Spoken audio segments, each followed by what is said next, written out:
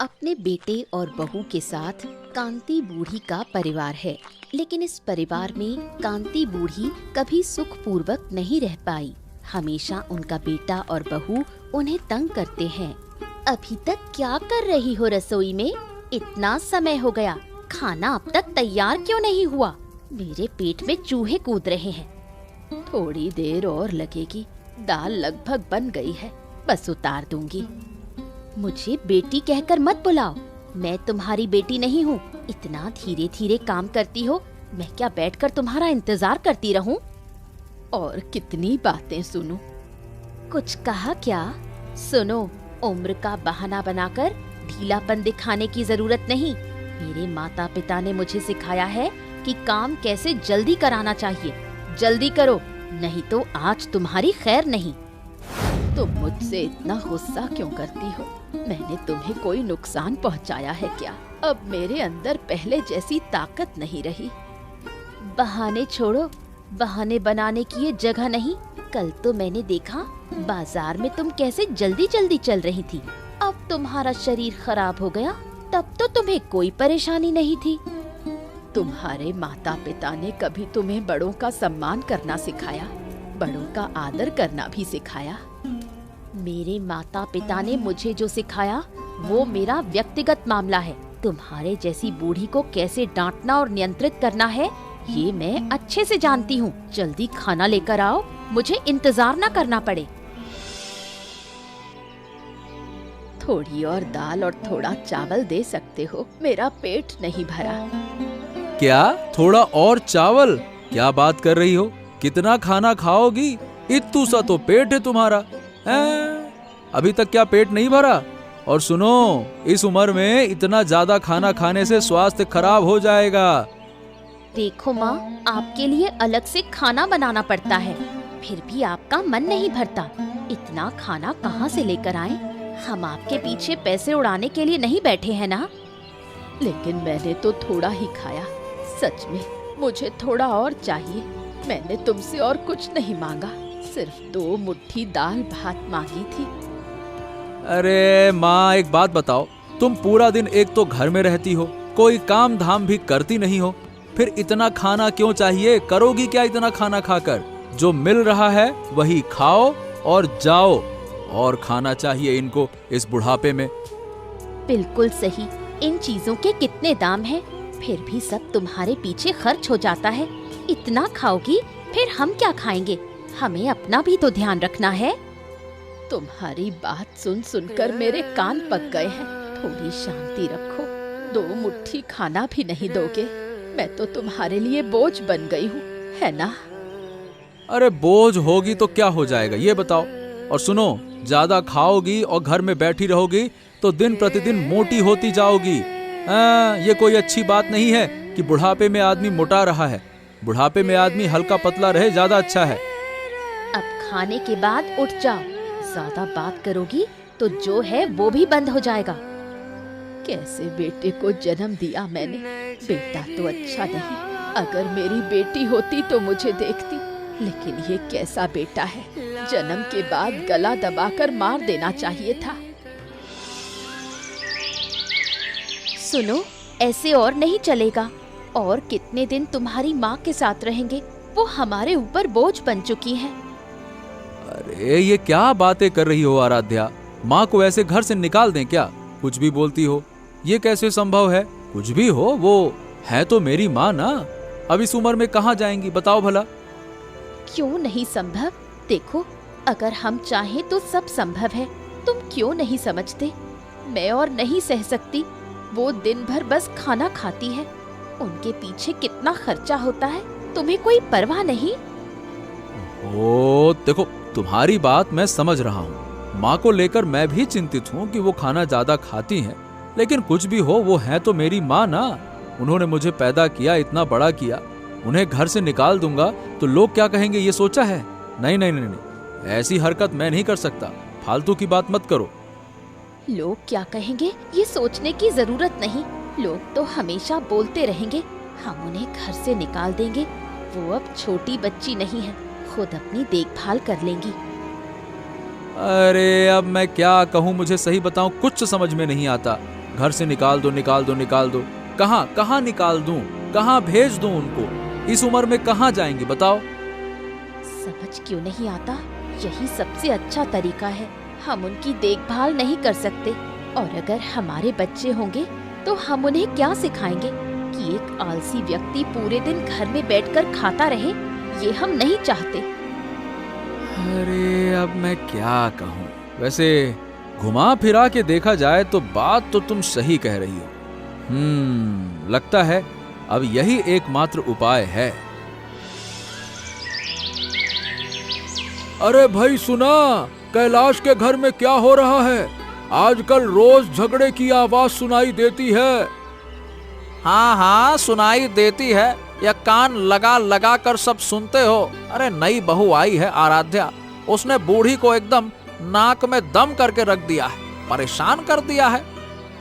हाँ हाँ हाँ, मैंने भी देखा है। बेचारी बूढ़ी पूरा दिन काम करती है, फिर भी उसे भर पेट भोजन नहीं मिलता, और वो बहू कैसे डांटती है। राम राम राम राम, देखकर तो मुझे खुद गुस्सा आता है कि कैसे, अब क्या कहूँ। बिल्कुल सही कहा। और पता है मैंने क्या सुना कि कल दोपहर को बूढ़ी थोड़ा और भात मांग रही थी। कैलाश और उसकी बहू ने ऐसा सुनाया कि क्या कहूँ। ऐसा लग रहा था जैसे बूढ़ी ने थोड़े से चावल नहीं, इनके मुंह से निवाला छीन लिया हो। ऐसी बातें कर रहे थे। अरे छी छी छी छी छी छी। अब बताओ भला, अपनी माँ को 2 मुट्ठी खाने को भी नहीं दे सकते? ये कैलाश सही में बहुत बदल गया है, पहले तो कभी ऐसा नहीं था। और नहीं तो क्या। और सोच के देखो, अगर बहू जहर दे दे तो क्या होगा? अपनी सास को इस तरह अपमानित कर रही है और कैलाश चुप है। वही तो, लगता है कि घर से बाहर निकाल देंगे। लक्षण तो यही लग रहे हैं। उनकी बातचीत में ऐसे संकेत दिख रहे हैं। हाँ और नहीं तो क्या, मुझे भी यही लगता है। बूढ़ी अगर घर से बाहर जाए तो पता नहीं कहाँ जाएगी। उम्र भी ऐसी है, न चल पाएगी न कुछ कर पाएगी, कहाँ जाएगी? अरे वो तो बात की बात है कि कहाँ जाएगी। पहले देखो कैसे झगड़े करके उन्हें और कष्ट देते हैं वो। मुझे तो देखकर दया भी आती है, दुख भी लगता है, और कई बार हंसी भी आती है। हाँ बिल्कुल, और इस युग में ऐसे बहू और बेटे से बदतर तो कोई होगा ही नहीं। हाँ। आखिरकार योजना के अनुसार कैलाश और आराध्या मिलकर कांति बूढ़ी को घर से निकाल देते हैं। कांति बूढ़ी की विनती उनके कानों तक नहीं पहुंचती। अरे चलो माँ, और बातें मत बढ़ाओ, जो कह रहे हैं वही करो। कैलाश, मुझे कहाँ ले जा रहे हो? रात में कहाँ जाऊंगी? मुझे इस तरह मत फेंको, मेरे पास कोई जगह नहीं। इतना नाटक क्यों कर रही हो? हम तो आपको जबरदस्ती नहीं ले जा रहे, खुद ही चली जाओ, हमें कोई परेशानी नहीं। कैलाश, तू तो मेरा बेटा है, मुझे ऐसे क्यों दुख पहुंचाता है? पूरी जिंदगी तुम्हारे लिए काम किया, आज मुझे घर से निकाल रहे हो। क्या मेरा कोई अधिकार नहीं यहाँ रहने का? ए माँ, ऐसा है कि अधिकार तुम्हारा यहाँ रहने का था, लेकिन तुमने खुद ही खत्म कर लिया। जब देखो तब ये चाहिए वो चाहिए और खाना है। भाई ऐसा है कि तुम्हारा बोझ अब हम नहीं ढो सकते, बस। आराध्या, तू मेरी बहू है, मेरी बेटी बन सकती थी। क्या तू भी चाहती है कि मैं घर छोड़ दूं? मैं चाहती हूँ कि आप मेरी आंखों के सामने से चली जाएं। आपकी वजह से मेरा जीवन बर्बाद हो रहा है, और देर मत करो, अब चलो। बेटा, मैं तेरे पैरों में गिरती हूँ, मुझे मत फेंको। इस बूढ़ी उम्र में कहाँ जाऊँ? मेरा स्वास्थ्य अच्छा नहीं, इस रात के अंधेरे में कहाँ रहूँ? कम से कम आज रात के लिए रहने दो, सुबह खुद चली जाऊंगी। अरे अब कोई फालतू की बात नहीं होगी, बहुत हो गया। हमने निर्णय ले लिया है, तुम अब हमारे साथ नहीं रह सकती हो, बस बात खत्म। चली जाओ चुपचाप यहाँ से। बेटा, तेरे पैरों में गिरती हूँ, मुझे मत फेंको बाहर। अगर तेरे पिता जीवित होते तो ऐसा कभी नहीं होता। मैंने तुम्हें कितनी मेहनत करके बड़ा किया, क्या तू सब भूल गया?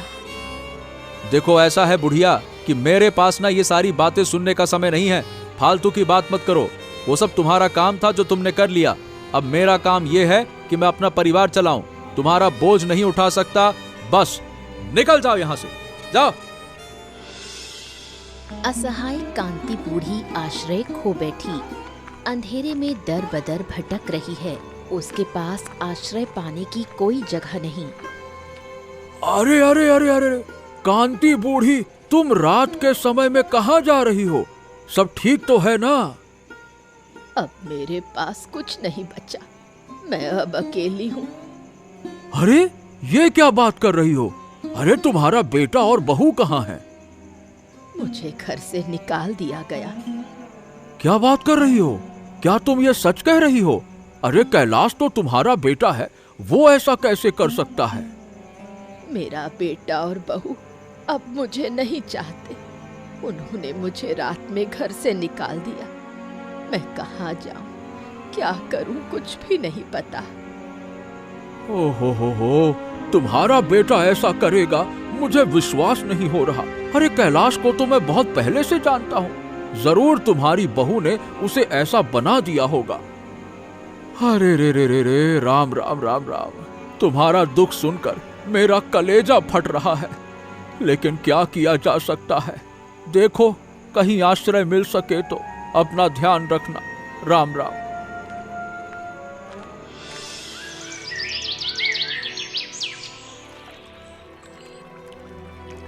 कौन हो तुम? इतनी सुबह यहाँ अकेली क्यों बैठी हो? क्या तुम्हें कुछ हुआ है? अब मेरे पास कुछ नहीं बचा। मैं अब अकेली हूँ। मुझे घर से निकाल दिया गया। किसने निकाल दिया? मेरा बेटा और बहू अब मुझे नहीं चाहते। उन्होंने मुझे रात में घर से निकाल दिया। मैं कहाँ जाऊँ, क्या करूँ, कुछ भी नहीं पता। छी छी, ऐसा कैसे? तुम्हारा बेटा ऐसा करेगा तो मेरे साथ चलो। मैं अपनी झोपड़ी में अकेली रहती हूँ। मैं तुम्हें आश्रय दूंगी। तुम जितने दिन चाहो मेरे पास रह सकती हो। डरो मत, मैं तुम्हें कोई कष्ट नहीं दूंगी। चलो मेरे साथ, चलो। वो अपनी पत्नी की बातों में ऐसा आ जाएगा, मैंने सोचा भी नहीं था। मेरा बेटा इतना बदल जाएगा, मैंने सोचा भी नहीं था। पता नहीं वो अपनी पत्नी की बातों में कैसे आ गया। मैंने उसके लिए पूरी जिंदगी मेहनत की, बदले में आज उसने मुझे घर से निकाल दिया। मत रो बहन, दुनिया में ऐसे बहुत कुछ होता है। तुम अकेली नहीं हो, मेरे भी बहुत दुख है। तुम्हारा दुख क्या है? किसी और दिन बताऊंगी। अभी तुम पहले चलो, आराम कर लो, फिर सब बातें होंगी। तुम्हें देखकर लगता है कि तुम बहुत थकी हुई हो। लेकिन मैं तुम्हारे साथ कैसे जाऊं? मैं तो अब बोझ बन गई हूँ। अपने बेटे और बहू के लिए मेरे बेटे और बहू से भी मुझे आश्रय नहीं मिला। मैं तुम्हारे ऊपर बोझ नहीं बनना चाहती। ऐसा क्यों कह रही हो? मैं इस दुनिया में अकेली हूँ। अगर तुम मेरे पास रहोगी तो मुझे खुशी होगी। गांव के सरदार चंद्रशेखर बाबू के घर जाकर गांववासी उन्हें सब कुछ बताते हैं। कैलाश और आराध्या की निर्दयता सुनकर वो स्तब्ध रह जाते हैं। बाबू, कल रात मैंने कांति बूढ़ी को सड़क पर देखा था। वो अकेली चल रही थी। मैंने पूछा कि कहाँ जा रही हो, तो उन्होंने कहा कि उनको घर से निकाल दिया गया है। ये क्या बात कर रहे हो? कांति बूढ़ी इतनी रात में अकेली क्यों? उसका बेटा और बहू कहाँ थे? यही तो बताने आया हूँ। कैलाश और उसकी पत्नी ने मिलकर कांति बूढ़ी को घर से निकाल दिया। बूढ़ी बेचारी बहुत रो रही थी। मैं उन्हें अपने घर में आश्रय नहीं दे सका। फिर वो कहाँ चली गई मुझे पता नहीं। ये क्या बातें कर रहे हो? अपनी माँ को घर से निकाल दिया? बाप रे बाप, मैं तो विश्वास नहीं कर पा रहा कि कैलाश ऐसा कर सकता है। मतलब मैं सोच ही नहीं पा रहा। वही तो बाबू, और मैं तो कहता हूँ कि कैलाश की पत्नी आराध्या ने ये सब किया है। उन्होंने कैलाश के मन में जहर घोल दिया। बूढ़ी बेचारी रो रही थी। अगर उनका पति जीवित होता तो ऐसा कभी नहीं होता। अरे छी छी छी छी छी, समाज के सामने चुपके से धोखा दिया। अरे जो अपनी माँ का सम्मान नहीं कर सकता उसका समाज में कोई काम नहीं। हाँ सही कह रहे हैं आप। तो बाबू अब क्या होगा? ये बूढ़ी कहाँ रहेगी? हमें तो उन्हें ढूंढना होगा। हाँ तुम चिंता मत करो, जब तक मैं हूँ कांति बूढ़ी को कोई कष्ट नहीं होगा। मैं उस कैलाश और आराध्या को उचित सजा दूंगा और उन्हें ऐसी सजा दूंगा कि कोई कभी ऐसा बुरा काम सोच भी ना सके। गांव वाले मेरे पास न्याय मांगने आए हैं तो न्याय अब होगा। चंद्रशेखर बाबू जानते हैं कि कैलाश और आराध्या लालची हैं, इसलिए वो उनके मन में लालच के बीज बो देते हैं। कैलाश कैसे हो तुम लोग? और ये बताओ तुम्हारी माँ कहाँ है? आजकल उन्हें देखा नहीं तो सोचा मिल लो। कैसा है स्वास्थ्य उनका? हाँ बाबू, माँ तो ठीक है, लेकिन ये बताइए कि आज अचानक आप हमारे घर पर क्यों आए हैं? कोई जरूरत थी क्या? हाँ जरूरत थी। दरअसल एक गुप्त बात तुम्हारे साथ साझा करनी थी। ये बताओ क्या तुम जानते हो कांति बूढ़ी के नाम पर बहुत जमीन है? क्या कह रहे हैं? माँ के नाम जमीन है? हमें कुछ पता नहीं। कहाँ है वो जमीन? अरे एक बहुत बड़ी जमीन है, पर कागजात के लिए तुम्हारे साथ बात करनी होगी। अब वो तो अब अकेली हैं तुम्हारी माँ, उनसे क्या ही बात करना। उनके नाम इतनी जमीन है तो मैं क्या कह रहा हूँ कि लोग इस पे कब्जा कर सकते हैं, तुम्हें समस्या हो सकती है। इसीलिए पहले इसके कागज वागज सही कर लो। बाबू अगर आप थोड़ी और जानकारी देते तो हम देख सकते। मतलब माँ के नाम जमीन है और कागजात किसके पास हैं उसके? कागजात तो तुम्हें खुद ही खोजने होंगे। हाँ कागजात खोजने के बाद पक्के कागज बनाने में मैं तुम्हारी मदद करूंगा। अच्छा तुम ये सब छोड़ो, एक काम करो, अपनी माँ को बुलाओ, मैं सीधे उनसे बात करूंगा। वो अच्छी तरह से बता सकती हैं कि कागजात कहाँ हैं। बुलाओ। असल में बाबू क्या है कि माँ घर पर है नहीं, वो मामा के घर गई है। क्या है कि मामा की तबीयत ठीक नहीं थी तो बस बुला लिया उन्होंने अपनी बहन को। लौट कर आएंगी तो बात करवा देंगे आपसे। अच्छा ठीक है, तो फिर मैं आता हूँ। और ध्यान रखना, माँ को मेरी तरफ से मिलने के लिए बोलना और राम राम कहना। और सुनो, ये वाली बात किसी से कहना नहीं, ठीक है? अब कितनी जमीन किसके नाम होगी, कैसी होगी, कहाँ जमीन है, ये तो कागज बता सकते हैं या तुम्हारी माँ। ठीक है, चलो राम राम।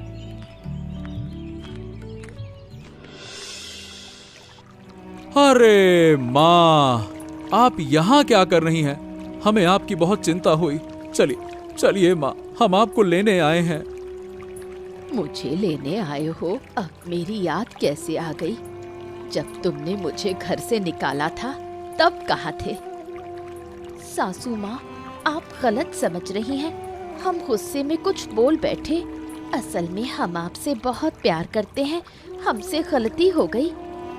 हाँ माँ, हमसे गलती हो गई। आप चलिए हमारे घर। तुम्हारे बिना पूरा घर खाली लग रहा है। क्या हुआ? अचानक इतना प्यार कैसे उमड़ आया? उस दिन तो आपने रात में इन्हें घर से निकाल दिया था।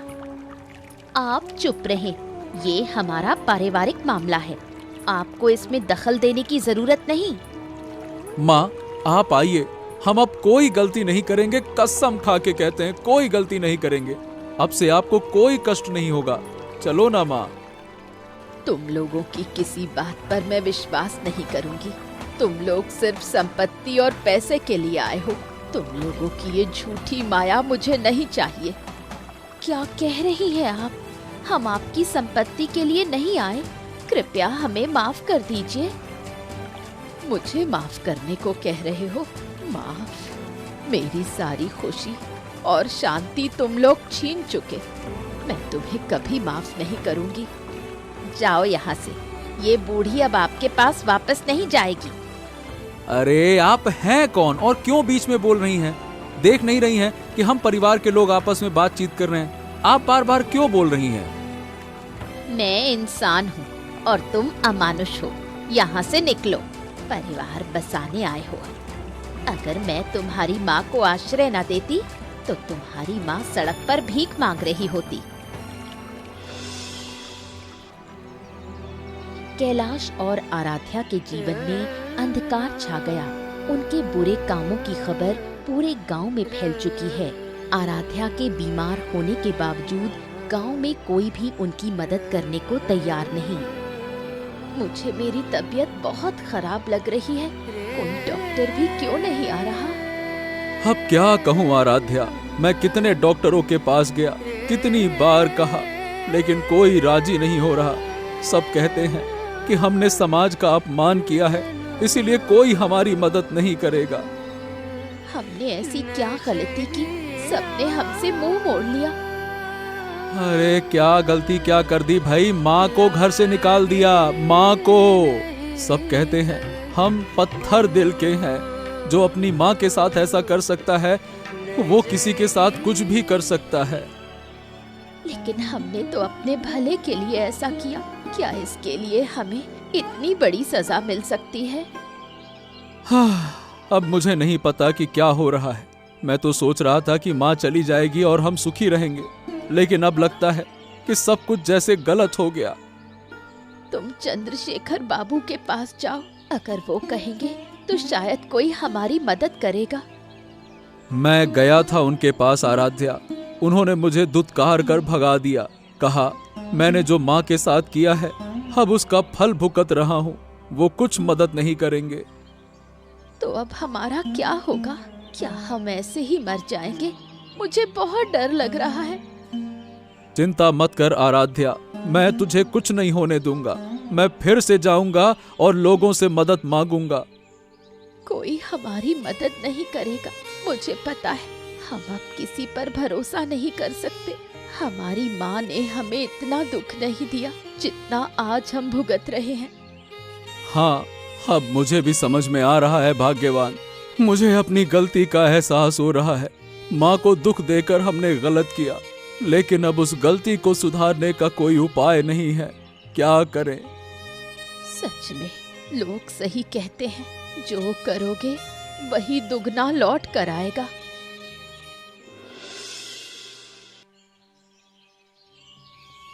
बाबू, बाबू मुझे न्याय चाहिए। हमारी मुसीबत में कोई हमारी मदद नहीं कर रहा। मेरी पत्नी आराध्या बहुत बीमार है, लेकिन कोई डॉक्टर नहीं आ रहा। बाबू, ऐसा मत करवाइए, कुछ न्याय करिए। ओ न्याय। अन्याय करने वाले न्याय की मांग कर रहे हैं। क्या बात है। तुम्हारी मुसीबत में कोई मदद तुम्हारी क्यों करेगा?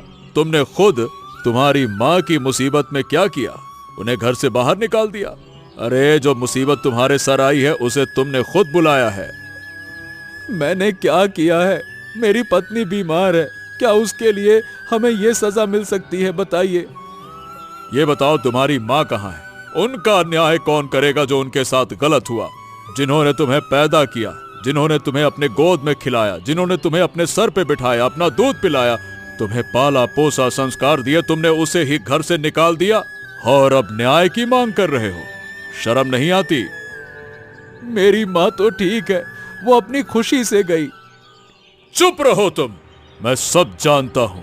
तुम और तुम्हारी पत्नी ने उसे घर से निकाल दिया। सिर्फ पैसों के लालच में तुमने माँ के साथ ऐसा किया। ऐसा कौन इंसान करता है? तुम इंसान नहीं, राक्षस और राक्षस। आप हमें गलत समझ रहे हैं बाबू, माँ तो खुद से चली गई। गांव वालों ने तुम लोगों के साथ में क्या किया? अपने माँ का सम्मान न कर पाने वाला न्याय के योग्य नहीं है। बिल्कुल सही कहा बाबू, कैलाश और आराध्या का न्याय होना चाहिए। बाबू विश्वास कीजिए, मेरी पत्नी मर जाएगी। अगर आप कहेंगे तो शायद कोई डॉक्टर आ जाए। बाबू मदद कीजिए। मैं कुछ नहीं कर सकता, जाओ यहाँ से। मैं तुम्हारा कोई न्याय नहीं करूंगा।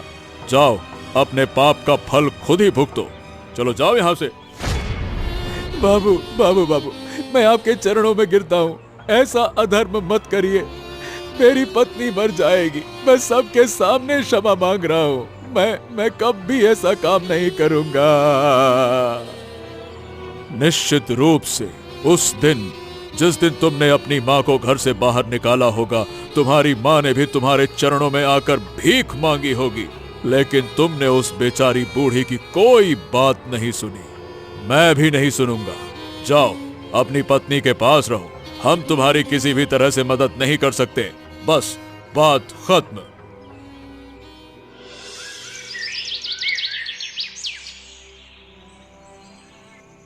गांव वालों से अपमान झेलने के बाद कैलाश और आराध्या अब अपनी गलती समझ चुके हैं। वो कांति बूढ़ी से माफी मांगने का निश्चय करते हैं। मुझे बहुत दुख हो रहा है। लगता है मैं अब नहीं बचूंगी।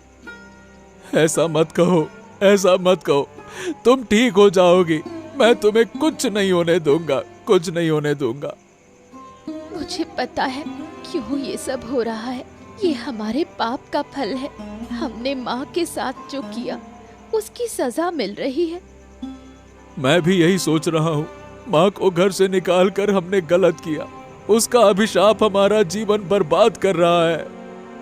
मैंने तुम्हें कितनी बातें सुनाई, कितना दुख दिया, तुम्हें माँ के खिलाफ भड़काया। मेरी वजह से आज ये हाल है। नहीं भाग्यवान, तुम्हारी कोई गलती नहीं है, सब मेरी गलती है। अगर मैं तुम्हारी बात नहीं सुनता तो ये सब नहीं होता।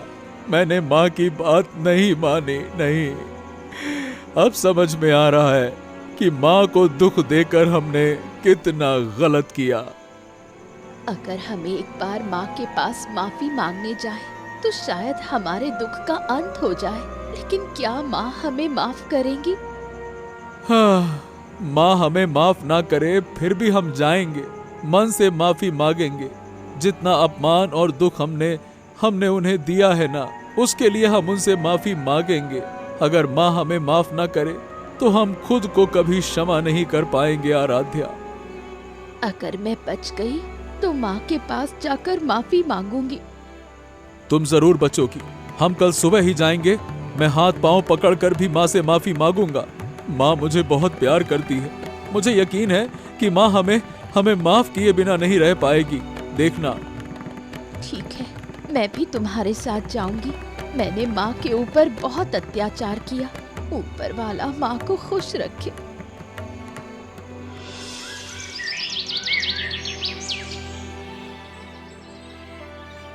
माँ, आप यहाँ? सासू माँ, हम आपसे माफी मांगना चाहते हैं। हमें माफ कर दीजिए। मैं तुम लोगों को माफ करने आई हूँ। मैं तुम्हें अपनी सारी जमीन दे दूंगी। अब से वो जमीन तुम्हारी है। माँ, ऐसा मत कहो। हम गलत थे। हम समझ चुके हैं माँ। हमसे गलती हो गई। मेरे नाम पर जो जमीन है उसके सारे कागज मैंने तुम्हें दे दिए हैं। अब से ये तुम्हारे हैं। माँ, हम आपका पैसा नहीं चाहते। आप हमें माफ कर दीजिए। आप यहीं घर में रहिए। हाँ माँ, आप हमें छोड़कर मत जाइए। हम आपकी बहुत देखभाल करेंगे। हमसे गलती हो गई थी, अब नहीं करेंगे ऐसी गलती। मैंने तुम्हें माफ कर दिया। तुम मेरे बेटे और बहू हो। मैं जानती हूँ तुम मुझे प्यार करते हो, लेकिन मैं अकेली रहना चाहती हूँ। माँ, तो फिर हमारा क्या होगा? तुम खुश रहो। तुम दोनों मिलकर अच्छा परिवार चलाओ। मैं हमेशा तुम्हें आशीर्वाद देती रहूंगी। अरे, तुम दोनों इतना डर क्यों रहे हो? तुम्हारी माँ सच में मन से तुम्हें माफ कर चुकी है। माँ बूढ़ी हो गई है। अब उन्हें एक मित्र की जरूरत है, इसलिए वो मेरे साथ रहना चाहती है। तुम चिंता मत करो। हम बीच बीच में तुमसे मिलने आते रहेंगे। क्या सच में माँ? आप दोबारा आएंगी? बिल्कुल। तुम खुश रहो। अब मैं जा रही हूँ।